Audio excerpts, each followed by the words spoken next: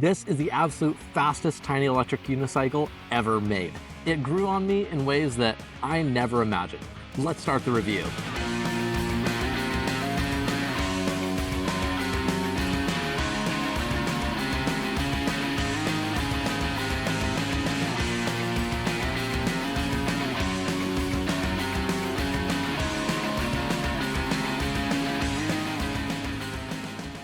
This video was only made possible by NextGen Mobility, who footed the absolute massive bill of airshipping this wheel into the United States. To be clear, I didn't get this wheel for free in exchange for a glowing review, so I'm going to be putting my critical hat on, and I'm going to be as discerning as possible to help you guys make the best buying decision possible. The Extreme Bull rocket marks a significant milestone as the world's first 168-volt small suspension EUC. It packs a 1500 watt-hour battery with Samsung 50S cells. The 100 millimeters of suspension travel promises a super comfortable ride, and the 2500 watt motor gives tons of power for all types of terrain. Also, the extensive use of magnesium alloy throughout this wheel's construction contributes to a fairly manageable weight of only 70 pounds. The rocket's 168 volt system packs incredible power, and with all of that power, makes it virtually immune to overpowering. But we have some wild claims on our hands. Extreme Bull says that it can go up to 45 miles an hour, and Extreme Bull has kind of been known in the past to exaggerate their numbers. And even though I wanted to go the advertised 45 miles an hour on this wheel, I just lack the testicular fortitude to try to get that fast. For a wheel of this size, it's going to be pretty uncommon for people to be actually hitting that advertised top speed. And honestly, you might be able to go even faster.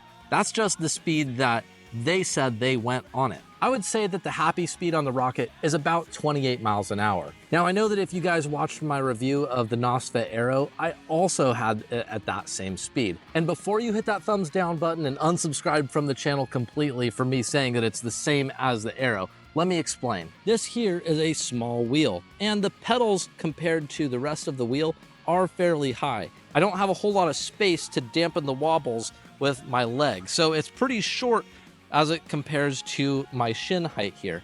So that means that I can go pretty fast on it. In fact, my top speed on it is 37 miles per hour. But being a smaller wheel, it makes it a bit on the risky side to go that fast. The pedal height on the rocket is adjustable, and it comes out of the box in its lowest position. However, even in its lowest position, to me, I felt it was a bit on the high side. If you happen to raise the pedals a little bit, it's just going to reduce the amount of leg space that you have to dampen those wobbles that we talked about. Personally, I found myself able to cruise fairly comfortably on the rocket at about 30 to 32 miles per hour. But you know what the wild thing is about this wheel? I was unable to get this wheel to beep at 37 miles per hour. That's insane for such a small wheel. The true limitation is not so much the wheel itself, but the skill of the rider. The rocket is unequivocally the fastest small EUC on the market, and it's the only contender for tiny indoor go-kart track races, which I think this wheel would absolutely excel at. The rocket is the only tiny EUC on the market that allows me to fully confidently do this.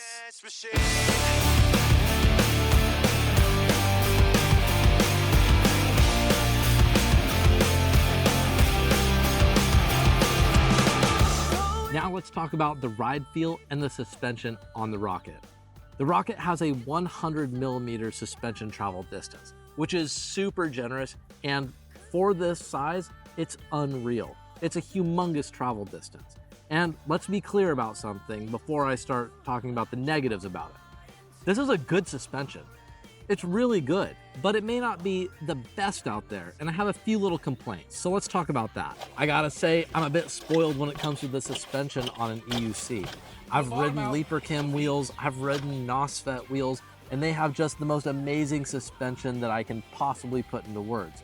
The suspension on the rocket is developed and designed in-house by Extreme Bull, and my primary critiques about it revolve around the adjustability of it.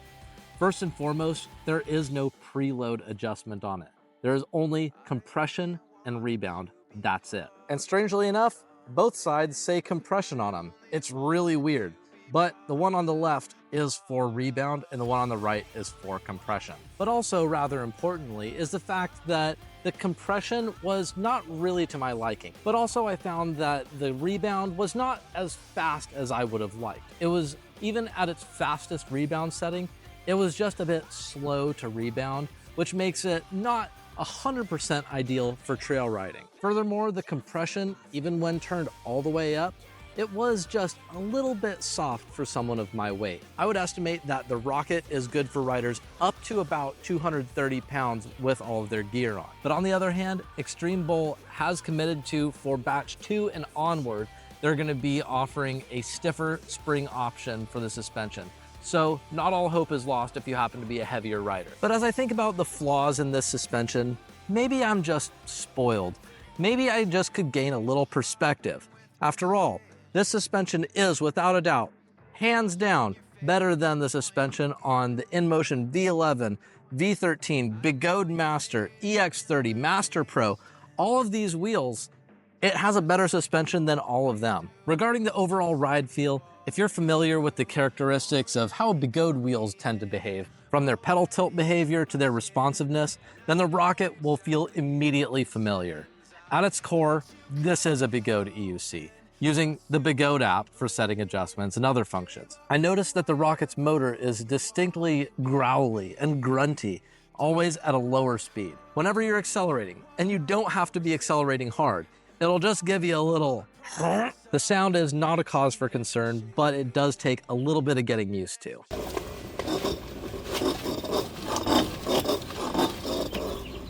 I know that I was just singing the Rocket's praises about how fast and powerful this wheel is, but I do have to get one thing clear. Its off-the-line acceleration, compared to its similarly sized counterparts, is just a tad slower. And that's not because it has a lack of power. No, it's because it's 70 pounds. It's pretty heavy for its size. It's a small, tiny wheel, but it's got more weight packed in there because we have a 2,500 watt motor and 1,500 watt hours of 50S battery cells in here. So that means that the moment of inertia on this wheel is going to be delayed just a tiny, tiny bit compared to other wheels of its size. But as I said before, once it gains momentum, it just takes off like, well, a rocket.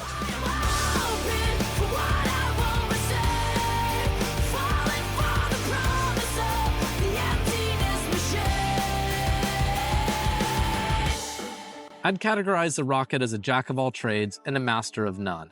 But that's not a bad thing. For its dimensions, this is the fastest I've ever traveled on such a small wheel, and I don't foresee that record being broken anytime soon. I also took it on some light trails where it performed admirably, even tackling small jumps, if you can call them that. It was enjoyable, and I never managed to bottom out the suspension during those rides. The Rocket is definitely suitable for light to medium trails. However, I wouldn't recommend it for highly technical trails due to the relatively low pedal height compared to dedicated trail wheels. Pads are the only thing that is a post-purchase requirement on the Rocket, and that's not too bad considering. It's a shame that Extreme Bull didn't include pads in the box, leaving that expense to either the buyer or to the dealer. Overall, the build quality on the Rocket is pretty high, and I was fairly impressed by it. I didn't see a whole lot of cutting corners or anything like that. There's only just some strange head-scratching design decisions, such as the trolley handle. The trolley handle is just a little bit low, and I'm 5'7". It's just a little bit weirdly low, but I imagine for someone that is significantly taller, say a 6-foot rider, they're gonna be having to slump their shoulder just a little bit just to be able to hold on to this ride.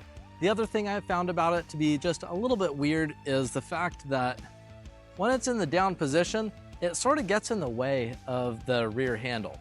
And another thing to consider is that if you get into a crash, the handle is going to be one of the first things that gets damaged. And this is a very beautiful trolley handle, I'm not going to lie. This thing is it's really, really nice. But also Extreme Bull has not promised to provide this CNC trolley handle to anyone other than the first batch of buyers for this wheel because it's expensive and I guess they didn't want to spend the money on it. I also found that there were some cables that were just kind of excessively loose. So I found myself sort of tucking it in here just to make it look better. It's not a major problem, it's just something that makes it not quite as pretty, but at least I got it taken care of for the most part. Over the past few years, Extreme Bull has demonstrated improvements in their build quality and reliability. I believe that if a new wheel can successfully cover its initial 200 miles or so without incident, the likelihood of a catastrophic failure like random cutouts becomes extremely low, unless it's an older model.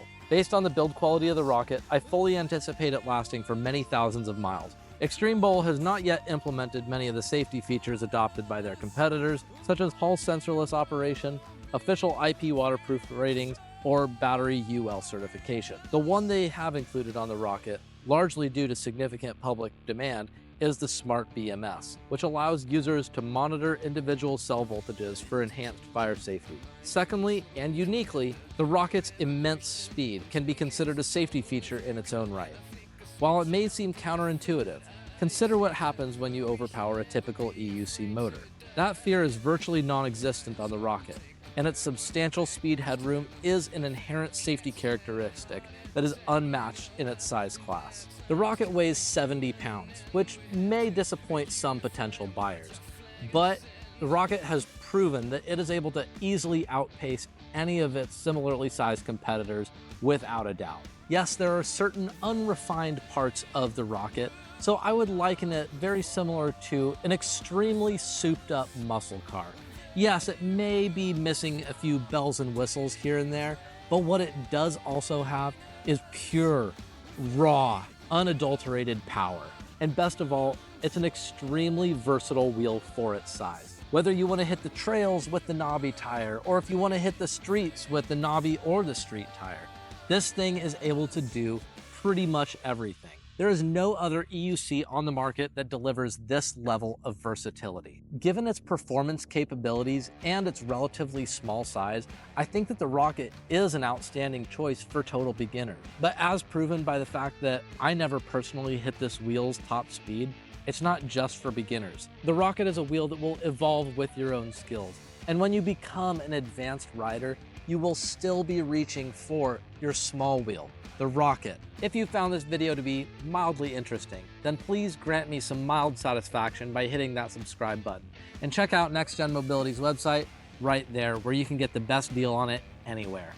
That's all for now. Thanks for joining me, and I'll see you next time.